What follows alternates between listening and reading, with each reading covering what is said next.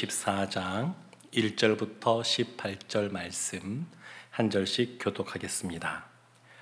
이에 이고니온에서 두 사도가 함께 유대인의 회당에 들어가 말하니 유대와 헬라의 허다한 무리가 믿더라.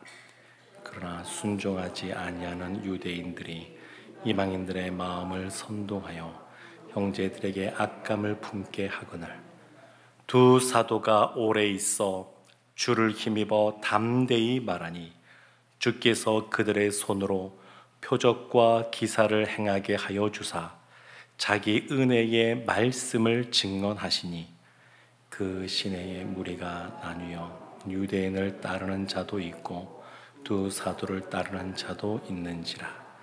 이방인과 유대인과 그 관리들이 두 사도를 모욕하며 돌로 치려고 달려드니 그들이 알고 도망하여 루가오니아의 두 성 루스드라와 더베와 그 근방으로 가서 거기서 복음을 전하니라. 루스드라에 발을 쓰지 못하는 한 사람이 앉아 있는데 나면서 걷지 못하게 되어 걸어본 적이 없는 자라. 바울이 말하는 것을 듣거늘 바울이 주목하여 구원받을 만한 믿음이 그에게 있는 것을 보고 큰 소리로 이르되 내 발로 바로 일어서라 하니 그 사람이 일어나 걷는지라. 무리가 바울이 한 일을 보고 루가오니아의 방언으로 소리질러 이르되 신들이 사람의 형상으로 우리 가운데 내려오셨다 하여 바나바는 제우스라 하고 바울은 그 중에 말하는 자이므로 헤르메스라 하더라. 시외 제우스 신당의 제사장이 소와 화환들을 가지고 대문 앞에 와서 무리와 함께 제사하고자 하니 두 사도 바나바와 바울이 듣고 옷을 찢고 무리 가운데 뛰어 들어가서 소리질러 이르되 여러분이여 어찌하여 이러한 일을 하느냐. 우리도 여러분과 같은 성정을 가진 사람이라. 여러분에게 복음을 전하는 것은 이런 헛된 일을 버리고 천지와 바다와 그 가운데 만물을 지으시고 살아계신 하나님께로 돌아오게 함이라.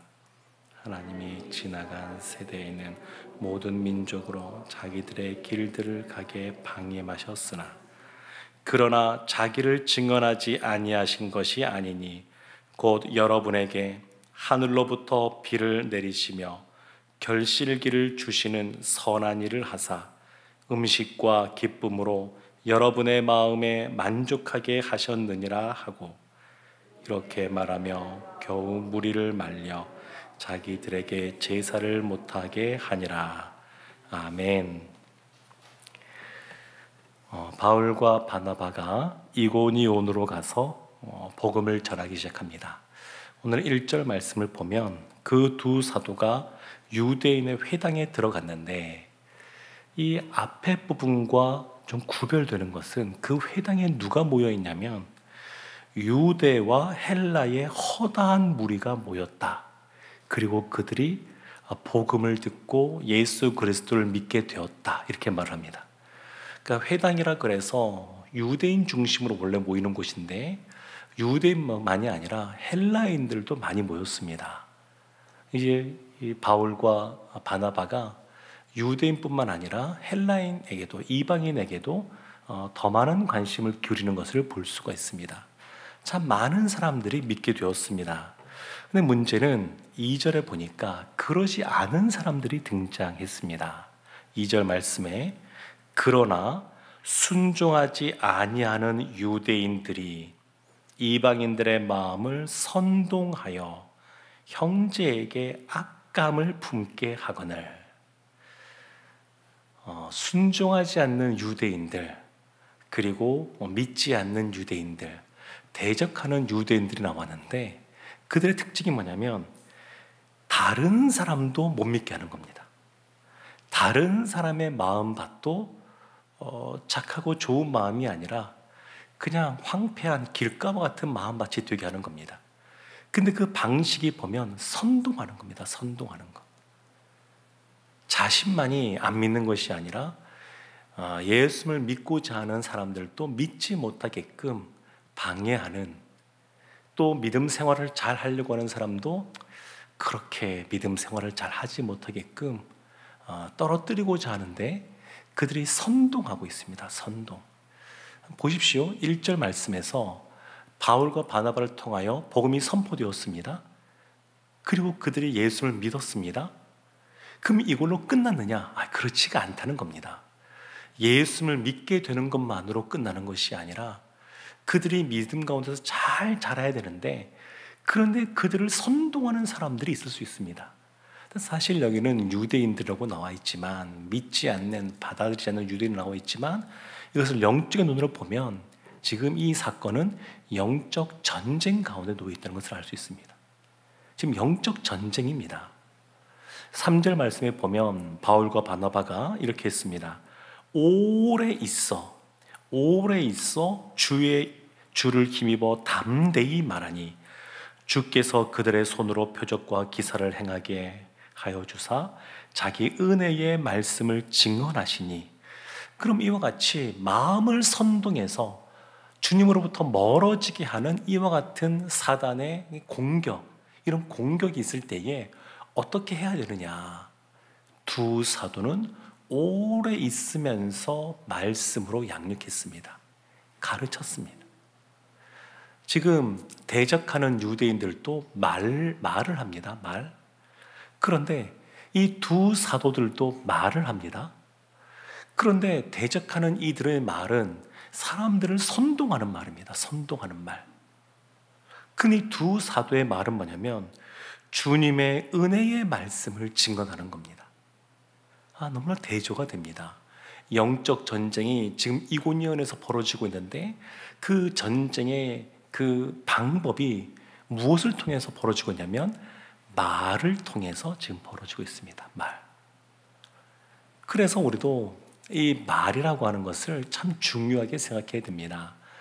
하나님이 천지를 창조하시고 그리고 사람을 하나님의 모양과 형상대로 지으셨는데, 하나님의 모양과 형상으로 지음받았다라고 할 때 가장 대표적인 것이 사람은 말을 할 수 있게 하신 겁니다. 말.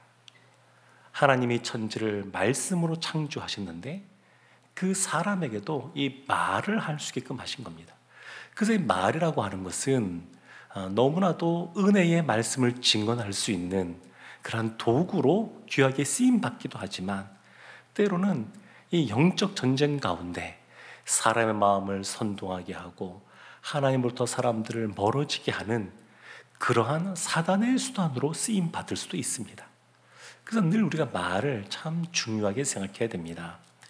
근데 대적하던 사람들은 어떤 사람들이냐면, 심지어 5절 말씀에 보면 이방인과 유대인과 그 관리들이 두 사도를 모욕하며 돌로 치려고 달려드니, 심지어 죽이고자 합니다.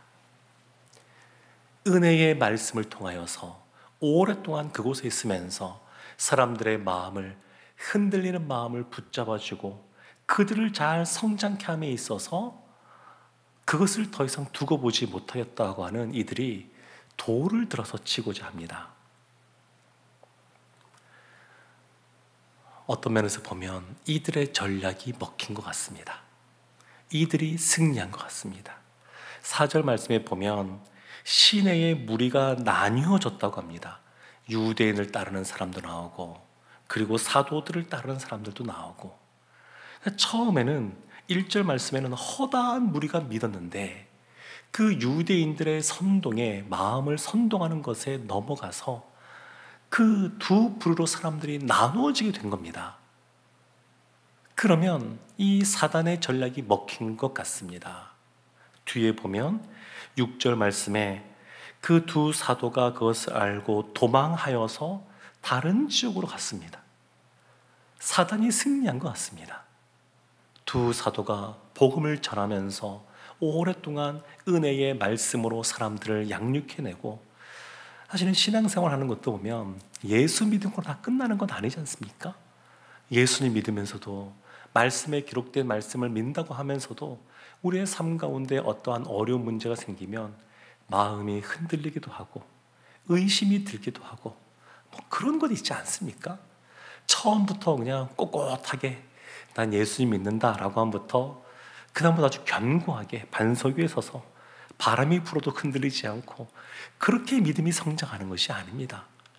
사람이 흔들립니다. 마음이 약해지고 믿음이 적어질 때도 있고, 그리고 여러 가지 사람들의 말에 그냥 귀가 쫑긋하기도 하고, 그것 때문에 마음에 힘듦도 생길 수 있고, 그런데 그것을 극복할 수 있는 방법은 은혜의 말씀으로 잘 양육하는 것이었습니다. 그런데 결과적으로 보면 결국 사람들은 나누어지게 되고 두 사도는 쫓겨가고 이런 모습이 지금 나타났습니다. 그러면 실패한 것이냐? 바나바와 바울 사도가 실패했느냐? 성경을 이제 조금 더 보게 되면 그렇지 않다는 것을 알 수 있습니다. 복음을 전했던 이고니온 가운데 예수 믿는 사람들이 생기고 그들을 중심으로 하여서 교회가 형성이 되고, 그리고 이곳을 떠나갔지만 나중에 1차 전도행을 마치며 다시 안디옥으로 돌아올 때 이고니온 지역을 다시 들리게 됩니다. 그때 바울과 바나바가 했던 말이 뭐냐면, 너희는 말씀 가운데 든든히 서 있어라, 그렇게 권면합니다. 그리고 하나님 나라는 굉장히 작아 보이는 것 같지만, 그 작은 겨자씨 같지만 그것이 땅에 떨어져서 그것이 싹을 틔우고 또 성장하고 그리고 열매를 맺게 되는데 풍성하게 열매를 맺게 됩니다. 처음에는 작아 보일 수도 있습니다. 애쓰고 수고했는데도 불구하고 하나님께서 기적과 표적을 보여줬음에도 불구하고 뭔가 눈에 보이는 아주 특별한 뭔가 결과물이 보이지 않을 수도 있습니다. 그러나 시간이 지나면 하나의 겨자씨가 아주 그냥 크게 성장하는 것처럼 참 하나님 나라는 하나님의 사람들이 더욱더 부유해지고 풍성해지는 은혜가 있습니다. 쫓겨나서 어디를 갔느냐? 루스드라로 갔습니다. 루스드라에 가서 하나의 사건이 대표적으로 나오는데, 그것은 나면서부터 걷지 못하던 사람 이야기입니다. 근데 그 사람을 바울이 이렇게 주목하여 보니까 9절 말씀에 구원받을 만한 믿음이 그에게 있는 것을 보았습니다. 구원받을 만한 믿음, 그것이 보였습니다. 그 10절에서 큰 소리로 내 발로 바로 일어서라, 이렇게 선포했더니 그 사람이 벌떡 일어났습니다. 근데 이 사람이 나면서부터 걷지 못하던 사람이라고 하는 것, 그 루스드라, 그 마을에 살고 있던, 그 도시에 살고 있던 사람들이 다 알고 있습니다. 그런데 일어서라라고 할 때 이가 벌떡 일어서니까 사람들이 다 깜짝 놀란 겁니다. 그리고 보인 반응이 있는데, 그것이 뭐냐면 11절, 12절, 13절 말씀 보면 이들을 신으로 추앙합니다. 이들을 신으로. 바나바는 좀 멋있게 생겼는지 제우스라고 이름을 붙이고, 바울은 그냥 헤르메스라고 하는 그 옆에서 말하는 시종 같은 사람으로 이렇게 보여줬나 봅니다. 하여튼 그렇게 해서 그들을 신으로 떠받쳐서 그들에게 제사를 지내려고 합니다.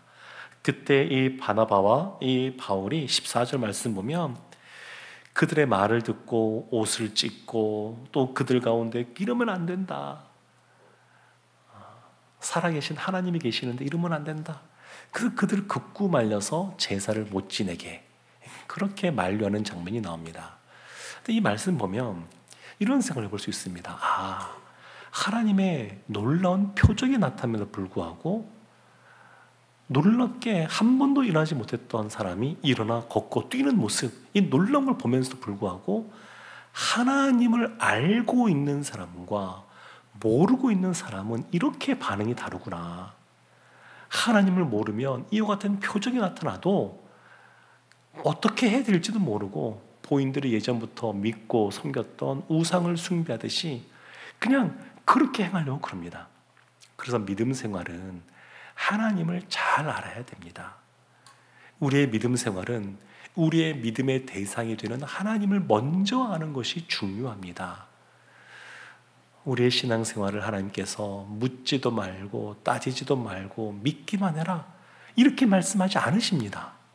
덮어놓고 믿으라고 하지 않으십니다.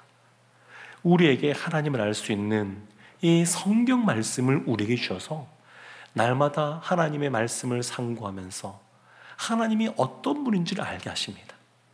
그러니까 하나님이 어떤 분인 줄 알아야 우리의 삶 속에 간혹 그럴 때가 있을 수 있는데, 참 하나님 너무하시다, 내가 이렇게 믿음 생활하고 또 하나님께 기도하는 삶을 사는데 왜 내 삶 가운데 이런 일들이 벌어지느냐, 이런 생각을 할 수도 있습니다. 근데 이건 다 오해라고 하는 것을 알 수가 있습니다. 말씀을 보면서 하나님을 깨달아가고 알아가면 하나님이 얼마나 좋으신 분이신지, 그리고 하나님의 뜻과 하나님의 계획 속에 하나님께서 우리를 선하게 인도하고 계시는지를 알게 되면 그렇게 바르게 나오지가 않습니다. 사랑하는 성도 여러분, 우리의 말이 사람들의 마음을 선동하고 하나님으로부터 마음이 멀어지고 나뉘게 하는 말이 아니라, 그런 사람들을 오히려 말씀 가운데 굳건히 세워주고 교회가 더욱 하나 되게 하고, 그리고 또 우리의 말이 하나님을 바로 알아 믿음의 말을 하는, 은혜의 말을 하는 우리 모두가 되기를 원합니다. 그런 은혜가 오늘 한 날도 우리 가운데 흘러넘치기를 주님의 이름으로 축원합니다. 아멘.